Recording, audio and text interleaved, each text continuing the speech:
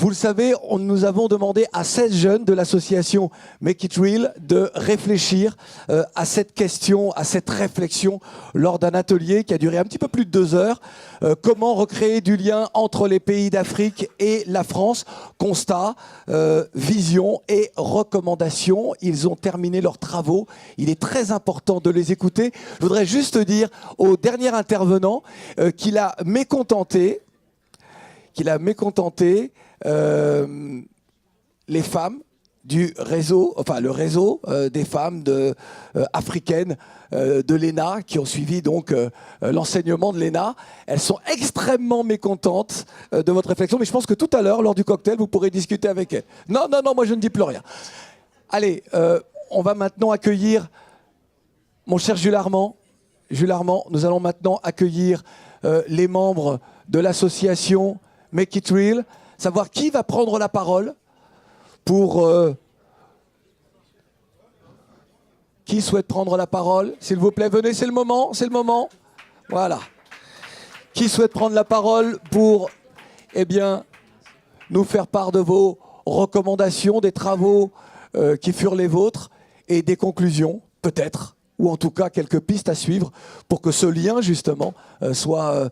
différent, recréer un lien et un lien d'égalité, évidemment. Nous vous écoutons. Très bien, donc bonjour à tous, merci de m'avoir donné la parole. Donc je représente l'organisation Make It Real, qui est une organisation... S'il vous plaît, merci beaucoup. Une organisation de co-design, c'est-à-dire qu'on a observé au fil des expériences avec nos parties prenantes que les projets réussissaient mieux quand on mettait autour de la table l'ensemble des contributeurs. Donc c'est un peu ce qu'on a essayé de faire aujourd'hui avec les talentueux jeunes du Conseil présidentiel pour l'Afrique sur le sujet comment recréer du lien humain entre la France et les pays d'Afrique. Donc je les laisse s'exprimer à ce sujet, ils ont fait un travail excellent. Donc Diana, c'est à ton tour. Ok, tout d'abord merci. Non, mais il faut rester là, il faut assumer. Alors effectivement, merci beaucoup pour cette opportunité et merci à toutes les personnes qui ont réfléchi avec nous. Donc on se fait l'humble porte-parole d'une réflexion collective. Il y a vraiment 2 sujets qui pour nous ont émergé. Le premier sujet qu'on avait envie d'adresser, c'était l'autonomisation économique des jeunes. De dire comment on fait finalement pour favoriser une meilleure intégration de la jeunesse africaine. Alors nous, on a quelques pistes. On a un petit peu designé ce qui serait pour nous un cercle vertueux. Qui commencerait par de l'information. L'information tout simplement parce qu'on considère que toute la population aujourd'hui sur le continent n'a pas forcément conscience et connaissance de toutes les perspectives et de tous les types de métiers qu'ils pourraient exercer. Donc la première responsabilité, c'est d'informer. Une fois qu'on a informé, il faut former. Comment peut-on former? On forme en faisant 2 choses. La première, c'est bien sûr en faisant des mises à disposition et des transferts de compétences, nord-sud. Donc c'est l'État français qui peut mettre à disposition un corps professoral, des outils, mais c'est aussi une responsabilité de la diaspora. Et en fait, nous aussi, en tant que membres de la diaspora, on a une responsabilité pour transférer des compétences et favoriser une meilleure intégration des jeunesses qui sont restées sur le continent. Un autre axe qui est très important, c'est bien sûr de dire, une fois qu'on a formé ces gens-là, il faut leur donner accès à 2 choses. On les forme pour qu'ils aient de l'emploi, et donc de l'emploi soit salarié, soit de l'entrepreneuriat. Pour l'emploi salarié, c'est effectivement de dire si aujourd'hui, en informant, en formant, en écoutant cette jeunesse, en lui donnant les compétences qui sont celles qui sont requises sur l'échiquier mondial, on en fera des acteurs à part entière dans le monde. Le deuxième sujet, c'est aussi de créer des opportunités d'affaires. Parce qu'il faut aussi un petit peu sortir de cette dynamique où on donne de l'argent pour aider. C'est aussi créer des opportunités pour que les gens soient en capacité de se créer un propre destin. On a bien sûr parlé de numérique et nous sommes tous convaincus que le numérique est clé. Mais on voulait juste attirer votre attention sur le fait que effectivement, le digital représente une brique du numérique. Il est très important de donner des compétences numériques de sorte à ce que les jeunesses africaines puissent participer à la transformation numérique et digitale, mais il est aussi important finalement de donner à la jeunesse africaine des compétences qui, grâce au numérique, leur permettront de mieux servir et de mieux adresser des problématiques domestiques africaines. On pense à l'alimentation, à l'agriculture, à l'électrification, à la santé, qui sont des choses qui ne sont pas forcément visibles sous le grand pan du digital. Et enfin, et je vais juste terminer avec cette idée-là, c'est qu'on se le dise, c'est qu'une jeunesse africaine mieux formée est une jeunesse africaine qui est autonome. Une jeunesse africaine autonome est une jeunesse africaine qui a un pouvoir d'achat. Et donc une jeunesse africaine autonome, formée, qui a un pouvoir d'achat, ça représente des opportunités d'affaires pour la France aussi. Merci.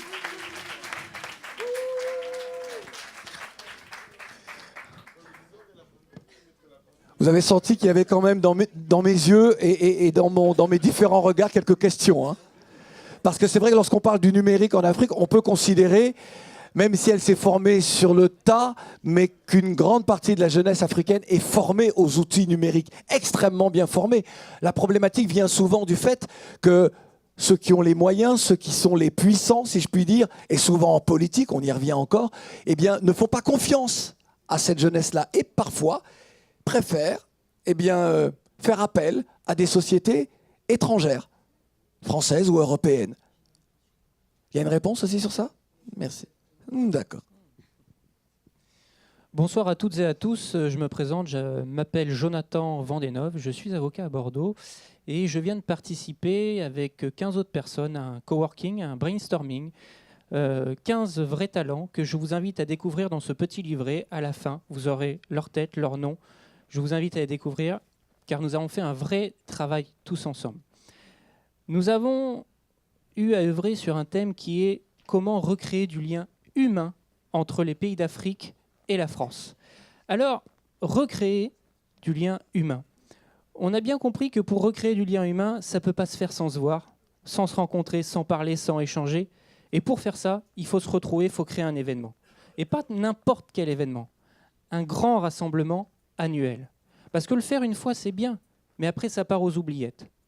Et ce qu'on a envie, c'est de se retrouver chaque année pour échanger sur la diaspora africaine, sur les liens, et pouvoir créer une dynamique. Alors, vous allez me dire, mais avec qui ? Mais, bien sûr, la diaspora africaine.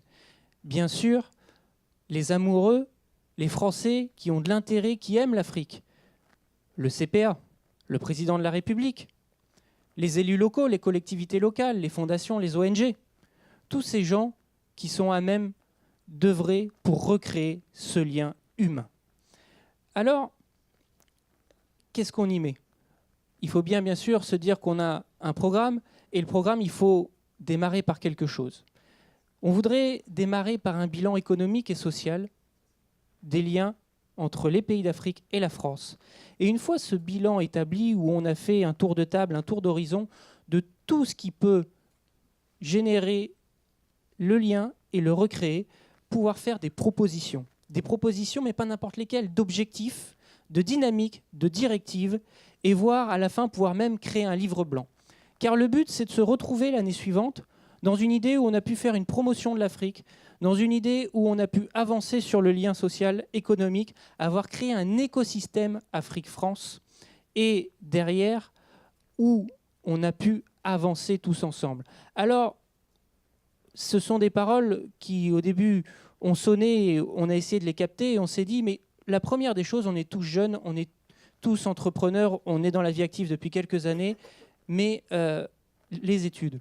On s'est rendu compte qu'au niveau des études, quand vous êtes français et que vous allez en études en France, si vous voulez faire de l'Erasmus, on vous dit Oxford c'est génial, Londres c'est super beau, le Canada c'est super beau, l'Amérique c'est super beau, mais on ne valorise pas les universités africaines.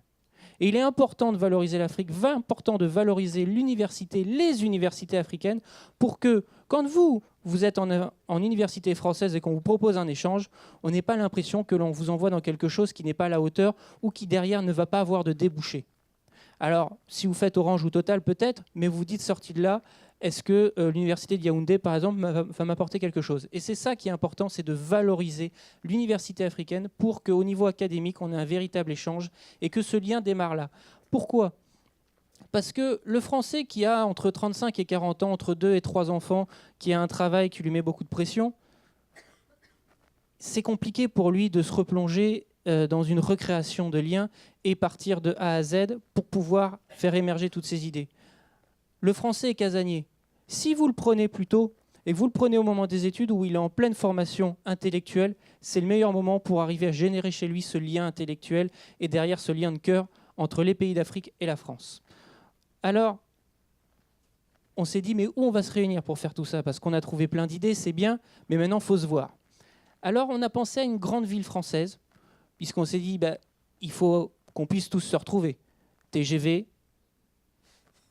aéroport, autoroute, c'est un peu essentiel. Ouais, Bordeaux. Alors, Bordeaux. je vous vois venir. Nous n'avons pas déterminé de ville. Nous avons dit une grande ville française. Ils sont forts, ces Bordelais. Ils sont forts, ces Bordelais. Et enfin, la spécialiste des banques, qui est Diana, nous a dit, mais les enfants, il nous faut du financement. Alors, les fonds publics, les mécènes, les sponsors, c'est d'eux dont on va avoir besoin. Et on compte sur tous ceux qui sont prêts à nous aider, à vous aider dans cette étape. Et Monsieur Anyambosu, si vous êtes d'accord, on imprime les bulletins d'appel aux dons. Merci beaucoup, Jonathan. Alors, deux choses. Merci en tout cas de tenter de valoriser les universités africaines d'Afrique. Je pense aux jeunes Tchadiens en ce moment, je pense aux jeunes Guinéens en ce moment, je pense également aux jeunes Congolais de la République du Congo, de Brazzaville, de l'unique université du Congo, celle de Marième Gouabi, qui normalement, aux dernières nouvelles, ne fonctionne toujours pas. Et l'autre université qui a été construite, qui aurait dû fonctionner, eh bien, n'est toujours pas en service parce qu'il n'y a pas d'enseignants, parce qu'il n'y a pas. Donc, effectivement, c'est un vœu pieux, c'est un beau projet. Il va falloir quelques décennies et quelques volontés politiques pour remettre tout ça à niveau, pour qu'on ait envie, justement, d'aller dans ces universités. Et puis... tout à l'heure, donc, on parlait de financement. Hein, vous l'avez encore évoqué, Jonathan. Diana, la financière. Alors, parce que lorsque vous dites un grand rendez-vous dans une grande ville française, mais peut-être, puisque c'est la thématique aussi aujourd'hui, puisque vous planchiez sur cela, sur recréer du lien, le lien, c'est également l'égalité. Alors, de jeunes Français pourraient être en Afrique, aller en Afrique, se retrouver dans une grande capitale et discuter justement... sur le terrain même africain, avec cette jeunesse africaine. Diana? Il y a beaucoup trop de questions, mais non, c'est pas évident, ce sont des réflexions, pas forcément des questions. Alors peut-être déjà pour te répondre sur le point sur le numérique, en fait, il y a quelque chose qui est extrêmement important. En Afrique, il faut scinder deux choses. C'est déjà, il y a tout un... Mais ça, ce sont des choses que vous connaissez parce que c'est la panacée. Hein. C'est des problèmes d'infrastructure, d'accessibilité, de connexion. Ça, c'est une chose. Et donc, pour le coup, il revient plutôt aux États et aux gouvernants de le régler. Ensuite, pour ce qui est des compétences, effectivement, vous avez cité, et à raison, l'exemple de toutes ces structures qui mettent des équipes offshore. Il faut aussi faire l'inverse. Et moi, je vous dis ce que je fais, et je suis extrêmement fière de le faire en tant que Sénégalaise. Donc moi, je suis dans la banque, donc je développe une banque pour les adolescents, et je fais faire toute ma tech par une équipe qui est basée au Sénégal. Et en fait, je crée un cas d'usage. Et je prends un développeur et je prends des équipes et je les amène dans des incubateurs à Paris. Et vous savez ce qui se passe? Donc j'ai mes cofondateurs de start-up qui font des choses extrêmement complexes, qui vont les voir pour leur dire « Mais si tu as réussi à faire le truc de Diana, est-ce que tu pourrais commencer à travailler sur de la blockchain ou sur de l'intelligence artificielle ?» Mais il faut des exemples. En fait, il faut démontrer par l'exemple. Il faut montrer que c'est possible. Aujourd'hui, on vit dans un monde interconnecté qui permet ce genre de choses. Donc, plus on aura de rôle modèle, d'exemples, plus les gens seront incités pour le faire. Exactement. Merci beaucoup. Applaudissements, s'il vous plaît. Ce sont les membres du groupe qui ont travaillé sans cela. D'accord. Complètement biaisé. À la fois et fan. Bon. Merci beaucoup. Merci vraiment infiniment. Vous vouliez ajouter quelque chose peut-être? Tous les trois, non, Diana? Non, mais je ne sais pas s'il y a des questions, si les gens veulent réagir. Je ne suis pas certain que l'on ait encore le temps. Pardon, excusez-moi. Oui, peut-être. Xavier, je me tourne vers Xavier. Oui, d'accord. Alors, madame, là-bas, en rouge. Voilà. Et puis, je vais prendre madame qui est là. Je prends deux femmes, je suis désolé. Si on a le temps, promis, je vous passe la parole.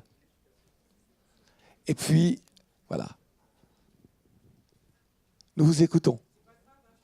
C'est vrai, il n'y a plus de micro? Oui.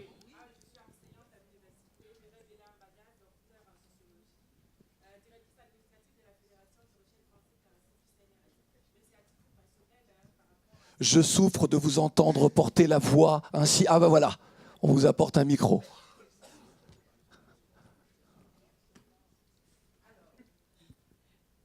Merci. Je disais que je vais donner un exemple pour recréer du lien. Avec des amis, on a mis en place un espace de co-construction culturelle depuis 2 ans qui s'appelle le FIMEC. C'est un festival intermusique et culture de Mions. La 2e édition a eu cette année, la deuxième semaine, le 2e samedi du mois d'octobre.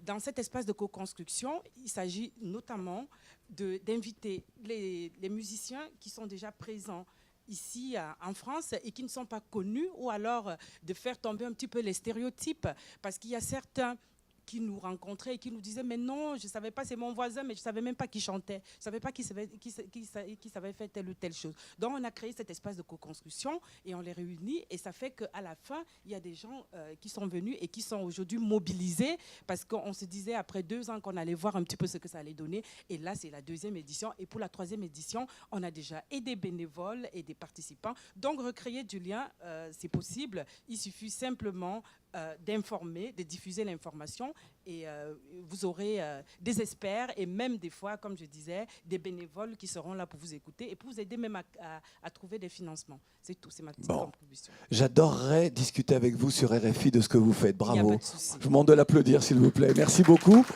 Ne te cache pas. Bien. On va faire très bref. Je suis d'ailleurs surpris qu'il y ait une audience aussi importante à une heure aussi tardive. Oui, mais Jimmy, allez, viens.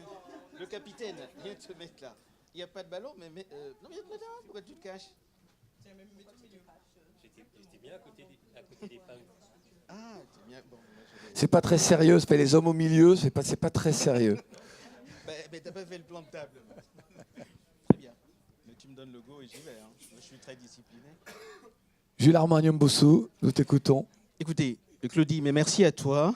À une heure aussi tardive et face à une audience qui est restée aussi importante, ce qui nous surprend et nous réjouit en même temps. Mais que dire pour aller à l'essentiel? D'abord, merci à vous, puisque c'est vous qui vous êtes déplacés, qui êtes venus, et pendant plusieurs heures avez pris la peine de nourrir non seulement l'échange, mais les débats tels que nous l'avions souhaité. Donc soyez-en sincèrement remerciés et applaudissez-vous. Claudie. Oui, bah, tout le monde s'applaudit. Non mais Claudie, je ne le fais pas aussi bien que toi. C'est un métier. Un certain nombre de sujets, de dossiers ont été évoqués au cours de ces 3 heures, 4 heures d'échange, parfois de manière assez vive. Et c'est exactement ce que nous recherchions. Vous l'auriez compris. Croyez-nous au moins sur ce point-là. Nous ne sommes pas les faunés du pouvoir qui venons faire semblant de vous écouter pour ne rien faire remonter. Je ne vais pas reprendre point par point les sujets clés, les frais de scolarité, l'augmentation des frais de scolarité pour tous les étudiants étrangers, mais décision qui va impacter notoirement et sérieusement les étudiants donc africains. Je ne reviens pas sur les échanges, on en a parlé. Comme l'a dit Lise et Yvonne, le travail sera fait. Le travail sera fait, on a commencé à le faire.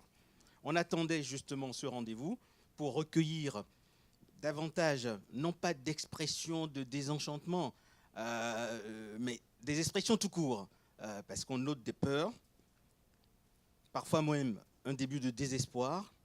On se pose la question de savoir, mais est-ce qu'il n'y a pas une orthogonalité entre ce que Macron va dire à Ouaga et une décision qui est prise par des technos, pour résumer vos propos, monsieur. Bon. Donc, n'ayez crainte. Comme je l'ai dit dans mon intervention, nous venons écouter, recommander et rassembler.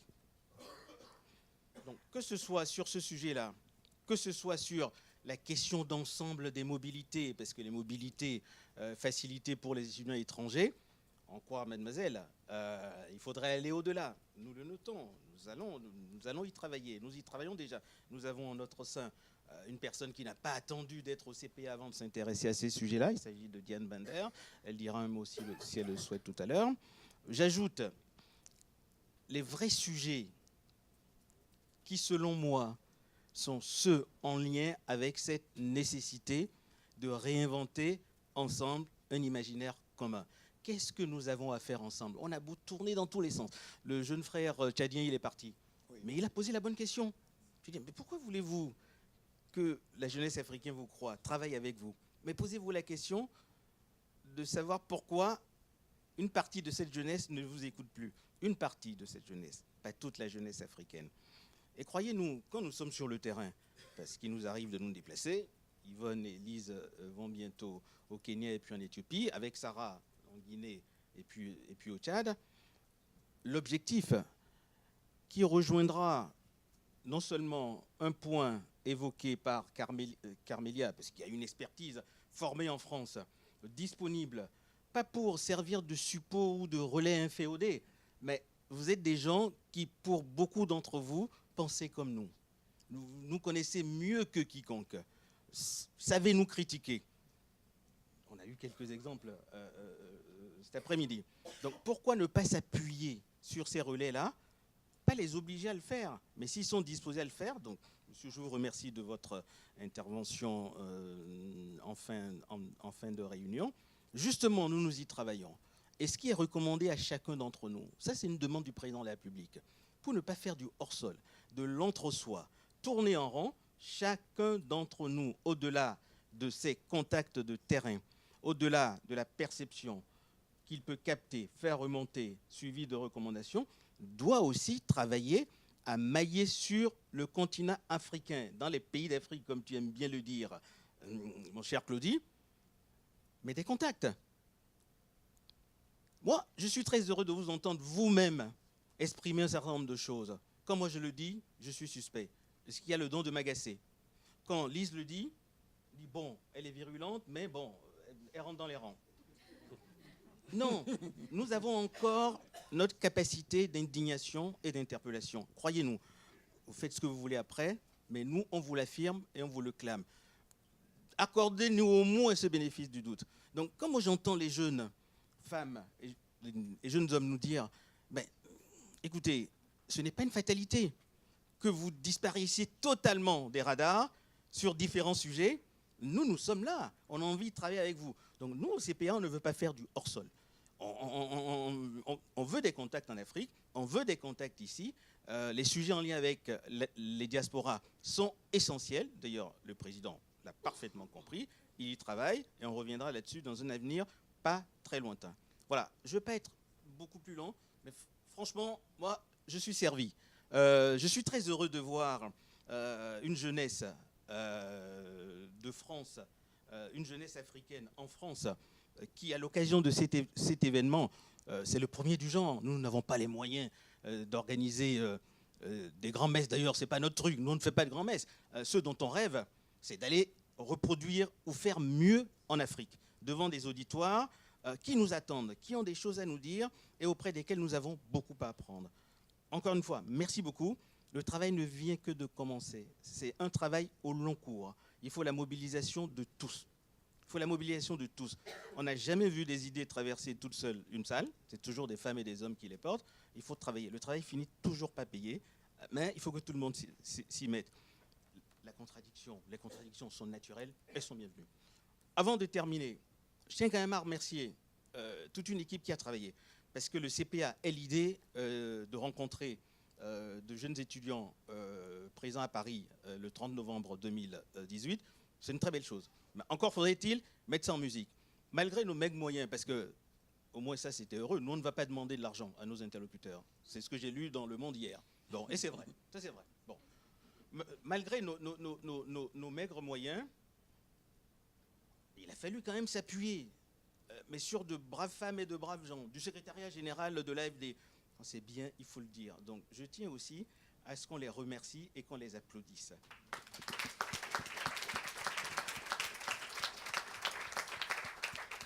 J'ajouterai, parce que nous ne sommes pas des spécialistes, comme je l'ai dit, nous sommes même, à l'exception de Lise, qui doit être très performante en communication, nous sommes très mauvais, nous sommes en train de progresser. Bon, et pour faire ce travail-là, nous sommes depuis peu, il faut le dire, entourés d'une équipe qui nous accompagne. Donc je veux remercier Ndei, qui est discrète, et c'est vrai, il paraît que les canons du métier, c'est de se cacher, de ne pas se montrer quand on accompagne la communication. Et puis Eric et toutes ses équipes. Merci beaucoup à vous, parce que depuis peu, vous nous ouvrez les yeux, vous nous dites ce qu'il faut faire, chacun doit rester lui-même. Ça, c'est l'ADN du CPA. On ne vendra pas notre âme pour un plat de lentilles.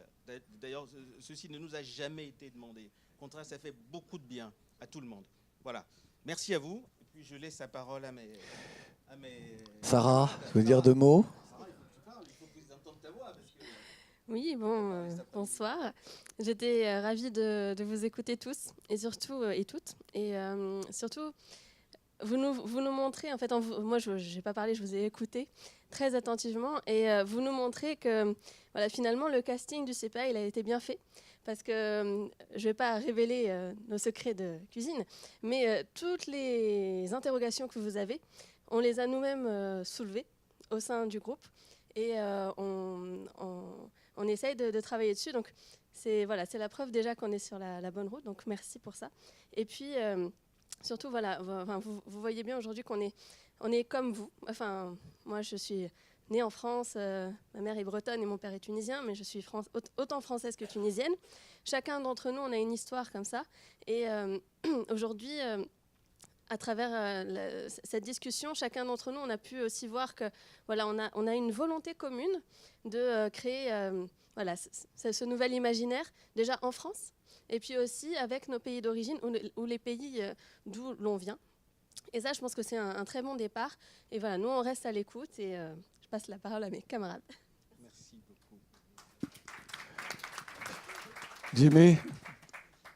Moi, en quelques mots, j'ai été très impressionné par toutes les interventions des jeunes, et notamment les dernières, là. Personnellement, je suis très fier de pouvoir faire partie de ce Conseil présidentiel pour l'Afrique. C'est la première fois, je pense, qu'on met le sport à ce niveau. Je pense que le sport, c'est même plus que penser, parce que maintenant j'en ai la certitude, le sport peut faire vraiment de très belles choses sur le continent africain. Ça fait quelques années maintenant qu'on y travaille avec quelques amis, Bernard Lama et Patrick Vieira, pour démontrer que le sport peut être un véritable levier de développement social, économique et un vrai outil de mobilisation de la jeunesse. Voilà, donc merci pour ce fabuleux moment qu'on a passé et je passe la parole à Diane. Oui, on aurait pu citer ces deux Djambars dont il s'agit. Oui, enfin, avec Bernard Lama, Patrick Vieira et CRSEC, on a créé une structure de formation de jeunes footballeurs au Sénégal et en s'appuyant sur le sport et le foot en particulier, on fait la promotion de l'éducation. Voilà. Merci beaucoup. Diane.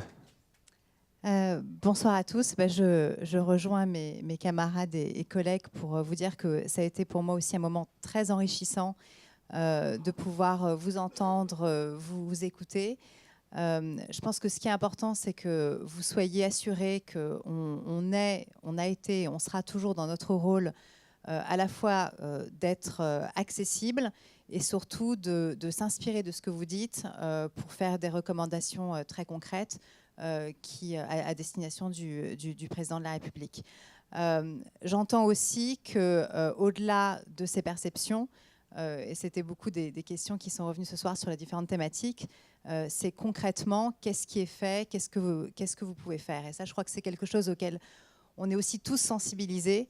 C'est de l'importance, au-delà des mots, des actes, de l'impact des actions et des engagements qui ont été pris et de la manière dont on peut les incarner, pas seulement à Paris, dans les sérails autour de l'AFD ou des institutions françaises, mais véritablement sur le terrain, des projets qui doivent être... Enfin, les populations dans chaque pays africain doivent voir comment les engagements qui ont été pris se traduisent dans leur réalité quotidienne. Et ça, c'est quelque chose sur lequel je pense dans la prochaine phase du CPA. En tout cas, on sera aussi attaché à travailler.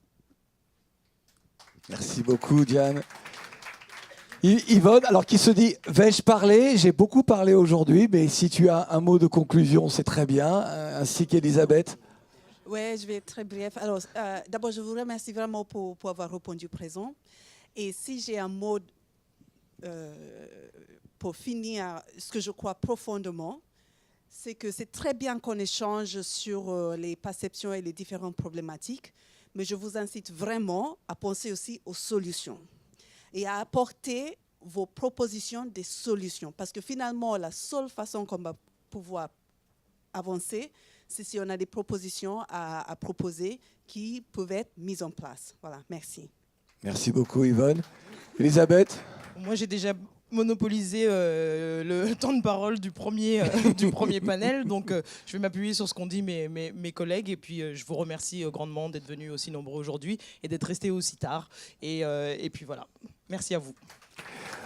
Tout à l'heure, je disais à un militant qu'il faut parfois sortir des dogmes pour comprendre quelle est aujourd'hui la politique ou la volonté ou la vision, en tout cas, de la France, une vision portée pour un nouveau rapport entre cette France et les différents pays d'Afrique. En étant prisonnier des dogmatismes, que ce soit de panafricanisme ou autre, parfois, on en oublie la réalité des uns et des autres et de l'évolution des mentalités. En ouverture de cette journée, je vous ai dit, finalement, reconnaissons que nous connaissons mal le CPA et qu'il est temps que le CPA dise qui il est vraiment, en espérant que vous avez obtenu aujourd'hui les réponses que vous vous posez. Merci beaucoup, merci à toutes et à tous. Merci.